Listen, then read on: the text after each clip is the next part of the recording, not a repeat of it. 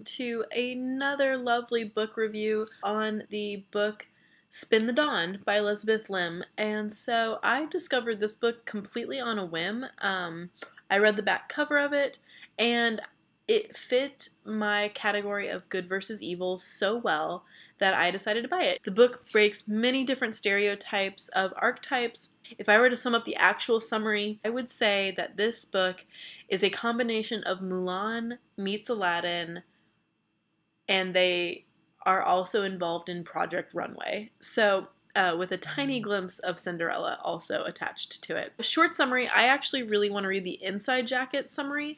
I think it does justice to a general summary. It says, a gifted tailor in disguise, 3 legendary dresses, the competition of a lifetime. On the fringes of the Great Spice Road, Maya Tamarin works as a seamstress in the shop of her father, once a tailor of renown. She dreams of becoming the greatest tailor in the land, but as a girl, the best she can hope for is to marry well.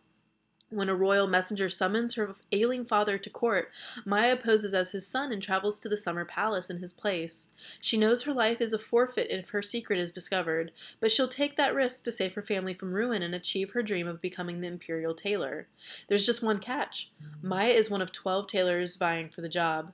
The competition is cutthroat, and Maya's job is further complicated by an unwelcome attention of the court's enchanter, Adan, who seems to see straight through her disguise, but nothing could have prepared her for the final challenge. To sew 3 gowns so dangerously beautiful it would take a quest to the end of the earth to complete them. How adults are represented in YA novels. So in this particular story, Spin the Dawn, there's really only one true adult. The true adult here is her father. Her father, his health is ailing.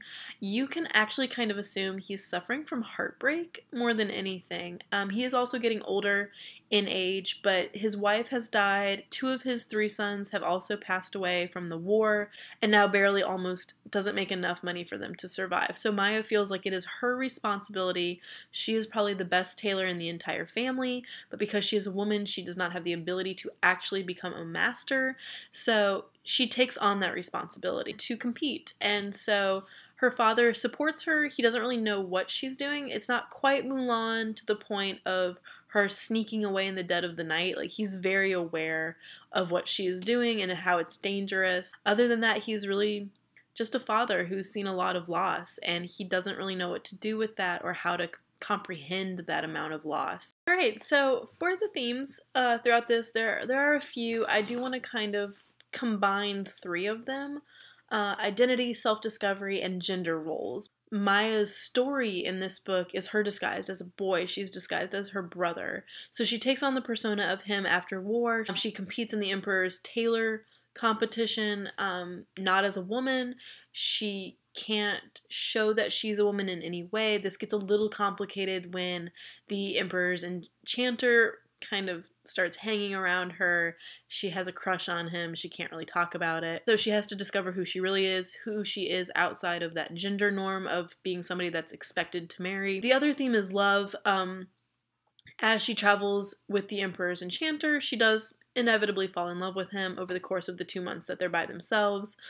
She ends up making this great sacrifice for him, but I think really this leads back to the identity and the self-discovery concept, because it's not that it's a love story, it's that she's finally coming to terms with who she is, and she's finally found herself worthy enough of being loved. So I think that's more important than the actual love concept. The third theme is bravery. So she, as I mentioned from the back of the jacket, she is given the final task of creating 3 beautiful and dangerous dresses. And so within these dresses, Maya must overcome these astronomical odds, like these crazy things to do to create these dresses. She has to travel through an entire desert to harvest the light of the sun. She has to climb the side of a mountain to get to the peak top to swim in the glow of the moon. She has to go to this sinister, dark world full of demons and ghosts to drink the blood of the stars. She has to give up everything she's ever known in order to complete these tasks. This is actually my favorite portion of this video, is the final thoughts, because I wanted to make a connection to a children's book that my mom used to read to me as a little kid. that I immediately connected to this story. And I don't know if it was intentional by Elizabeth Lim, if she even knows that this story exists. I think it's a really obscure children's story. My mom is just amazing, and she taught kindergarten for 20 years, and she knows children's book author that's ever existed. And I read the inside cover of the jacket, and I saw the line about being prepared for the final challenge with 3 dresses.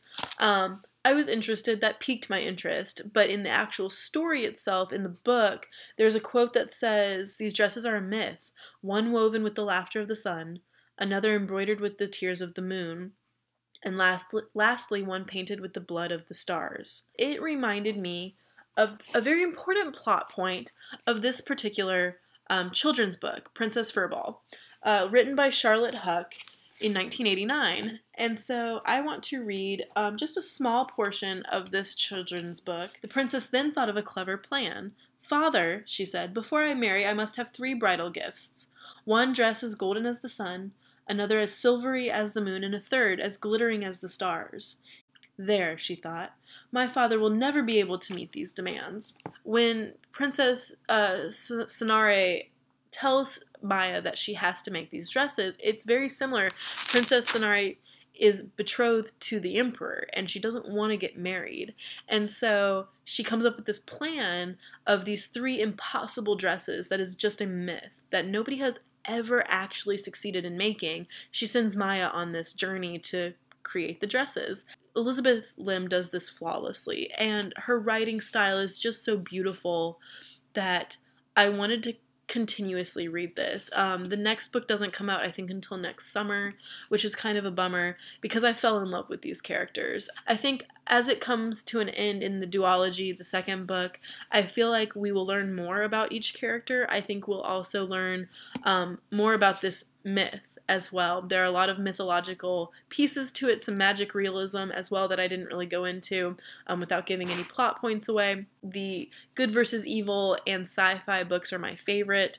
World building comes into play here. There are maps included in this book as well, and if you have read my Dark Fates blog post or watched that video, I go into world building a lot with that. It's very similar with this story, so I recommend it highly. It's fantastic.